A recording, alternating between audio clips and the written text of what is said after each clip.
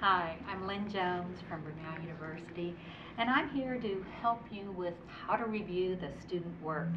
Hopefully, if you're watching this, you are a new or perhaps experienced site visitor, and I hope some of these points will help you along the way. I'm going to divide this into actually three different sections. We'll start out first talking about preliminary work that you have to do before you get to the site. And then I will follow the schedule and talk about what you do on Saturday and then what you do on Sunday. So I'm going to start out with some really big picture items. First of all, it's important that you know there's no one correct way to do it. Many people to do it. To do what? In order to review the work. There's no one way to go through it. So keep that in mind. It's flexible. Something though that is important is that you take copious notes. You're going to need those notes not only as you are rewriting or writing as you return to the hotel, but also 4 or 5 weeks later when CETA or the Accreditation Commission has questions for you, you're going to need to return to your notes. So establish a system. Talk in the same format. Maybe you write the course number, the course name, and the project. But whatever that system is, stay with it. It will help you in the future. Okay, so what do you have to do for homework? Got to do your homework. My students always know that. You have to, of course, read the PAR, the Program Analysis Report, but it's also very important that you understand the curriculum structure. What happens in the freshman, sophomore, junior, and senior years?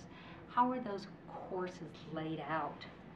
Are the studios stacked? And by stacked, that's an education term that relates to, are the studios dual listed? Do you have seniors and juniors perhaps in the same class? So if it's a commercial design studio, perhaps you're looking at senior work and junior work at the same time, so there is going to be a difference in the quality of the projects. Just know if that's actually happening. Your chair, or perhaps the communications chair, has probably assigned you particular standards that you are looking at. Certainly we are all responsible for the standards and the entire report, but you will have particular standards and expectations underneath those that you are responsible for reviewing. I would encourage you to use a booklet that CETA will give you. It's actually a bound booklet here of notes. It lists all the standards and guidelines. And then in here, each of the standards will list across the top with their expectation down the side.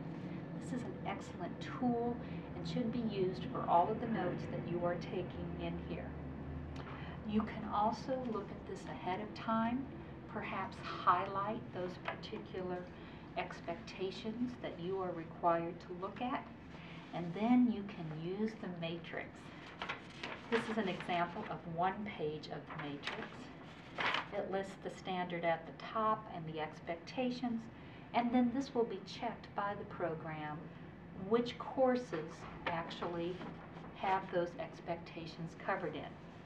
You could go back to your booklet, highlight your particular standard that you are covering, and then indicate in this booklet what course number should this information be in. If you have that information together before you get to the actual workroom, you will not be so overwhelmed by the quantity of work that you are to look at. All right, from here then we'll look at what happens. And on Saturday morning, you will be introduced to, of course, the head of the program, and they'll probably walk you through the space, but then you'll get to walk into the student workroom. First of all, don't be overwhelmed. You have 2 days to go through all the student work that is spread around you. And for that first 30 to 60 minutes, the faculty members will walk you through all those different projects. They'll show you the sequence of the courses, and some chairs will even allow that faculty member to spend more than 30 minutes, maybe up to 60 minutes talking about the work. They can tell you a whole lot in 60 minutes that you could spend hours looking for. I would encourage you to have a clipboard, have this wonderful book attached to that clipboard, as well as the sequence of the courses, because you'll be referring to that. It'll have in it which one of those courses are taught at which semester, and then of course the course name and number as well. So that first hour, they're giving you an overview of how they've laid out that particular workroom. And then I would encourage you for that second hour to kind of step back and look at the big picture.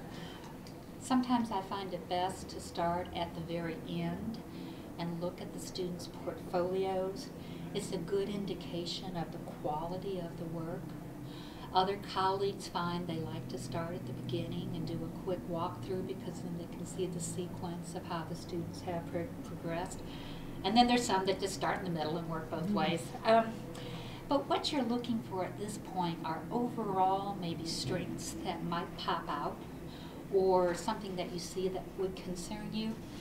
Get out this nice little wire-bound book, find the particular indicator, and write down, notice the strength of this particular course, this particular project. So by now it's 11 o'clock on Saturday, and you still have a whole lot of questions to be answered. So this is what I call dirt time. This is where you really get down to the nitty-gritty. You've got now between 11 a.m. and maybe 5 or 6 p.m. that day to try to answer all those different expectations you've been assigned. As you start to look at the standards 1, 15, and 16 are broad-based and will probably be taken care of either as a group or actually by your team chair. But that means you have 100 expectations, not you personally, but the team, standards that you have to respond to, or the expectations underneath those standards. That's about 35 standards per person. You can do the math as good as I can, I'm sure. You've got to do about 6 of those expectations every hour for the next 5 hours to really get a feel for completing this process. At the same time, the team may be bringing in more, not the team, I'm sorry, the program may be bringing in more student work so that you can review perhaps some holes that you have asked them to. But the work doesn't disappear.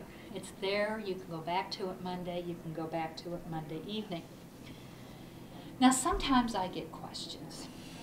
Well, Lynn, how much work is really enough? How many projects do you need to see for each one of the courses?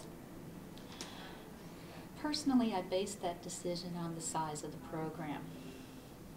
If a program's graduating 6 to 8 students a year, if in a particular class I'm seeing 3 to 5 examples of a project, I believe that is sufficient to show that the majority of the students are completing the work at such and such a quality level.